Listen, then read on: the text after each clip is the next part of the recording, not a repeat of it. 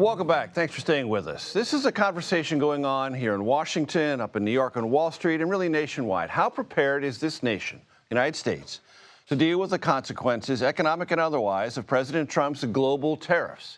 And this conversation has a kind of specificity to it. What about China? Well, Scott Kennedy may have some answers for us.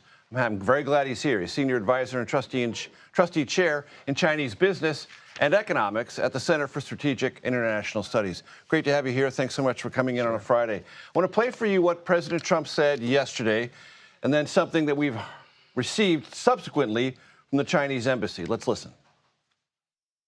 I think that we will make a deal with China. I think we've had some very good talks, but we will have some very good talks remaining. We're going to make a deal with everybody.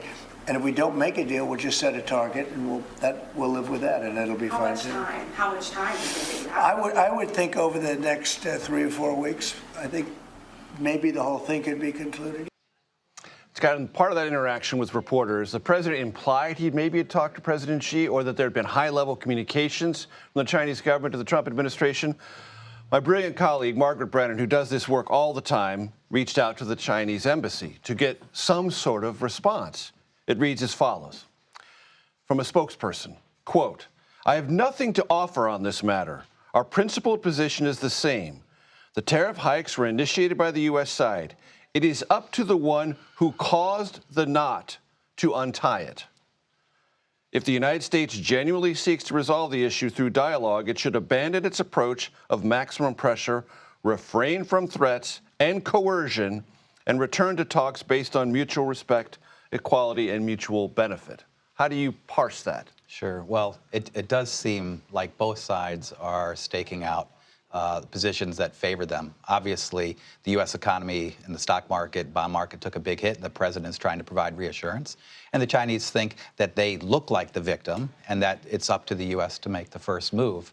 So there probably have been communications. I don't know if it's between the White House and the Chinese leadership, but what they're doing behind the scenes, if they're getting ready to talk, isn't going to be something that they're going to be sharing directly with you and me. And it's been my experience, you are much more traveled in China than I am, but I've traveled with presidents there.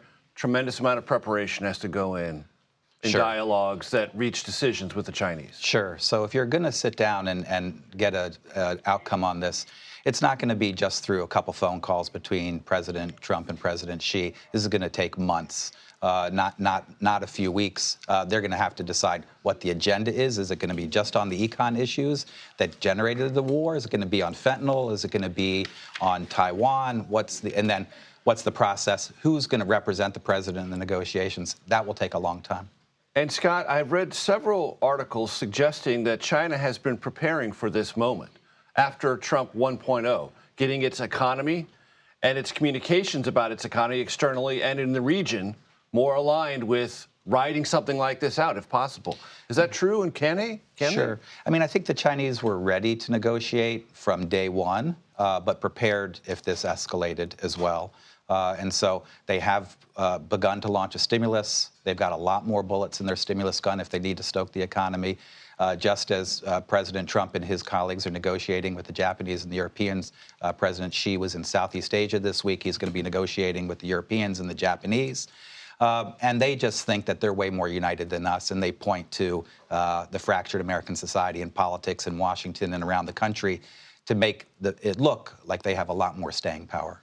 And is there a part of that calculus that American politics being as short-tempered as it sometimes can be, high prices from these tariffs, maybe in the spring and summer, might create political problems here that they can ride out and pay attention to and let them play out before having to make any moves at all? Sure. I think, Liberation Day wasn't expected by them or by the markets, and they saw what happened on April 8th and 9th. And when the president walked back and focused on them as Plan B, for them, that's a win.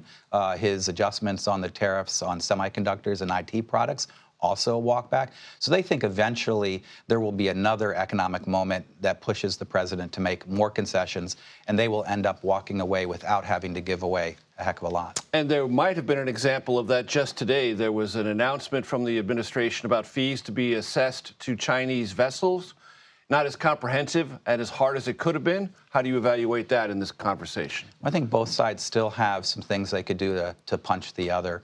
These fees on vessels, there's the TikTok deal, Right. there's the Boeing aircraft issue.